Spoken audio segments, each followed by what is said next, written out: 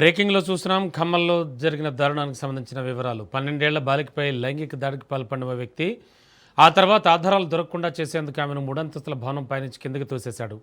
ఈ ప్రమాదంలో తీవ్రంగా గాయపడ్డ బాలికను స్థానికులు ఆసుపత్రికి తరలించారు. బిల్డింగ్ పైనుంచి పడడంతో చిన్నారి వెన్నుపూసతో పాటు కాళ్ళు, చేతులు, పక్కటి ముక్కలు విరిగాయని వైద్యులు తెలిపారు. ప్రస్తుతం ప్రైవేట్ ఆసుపత్రిలో అత్యవసర విభాగంలో బాలికకు చికిత్స అందిస్తున్నారు. చిన్నారి ఆరోగ్య పరిస్థితి ప్రస్తుతం విషమంగా ఉందని నిరంతరం పర్యవేక్షిస్తున్నామని వైద్యులు తెలిపారు. ఈ ఘటనపై కేసు నమోదు చేసిన పోలీసులు నిందితుడిని లారీ డ్రైవర్ గౌస్గా గుర్తించారు. నిందితుడిపై పోక్సో చట్టం కింద కేసు నమోదు చేసి దర్యాప్తు జరుపుతున్నారు.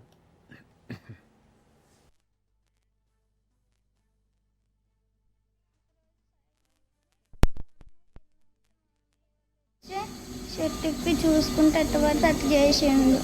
అప్పటి నుంచి ఆయన అంటే నా భయం వేసి ఆయన ఉన్నప్పుడు బయటికి రాలేదు. ఒకరోజు ఆయన ఉందో లేదో తెలియలేదు.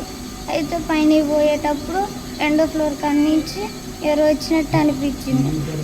సాయిబుల్ అంకులే అనుకున్నా, కానీ తిరిగి చూడలే. పట్టించుకోకుండా పైన పోతే 3వ ఫ్లోర్ కానించి సాయిబుల్ అంకుల్ ఉన్నట్టు అనిపించింది.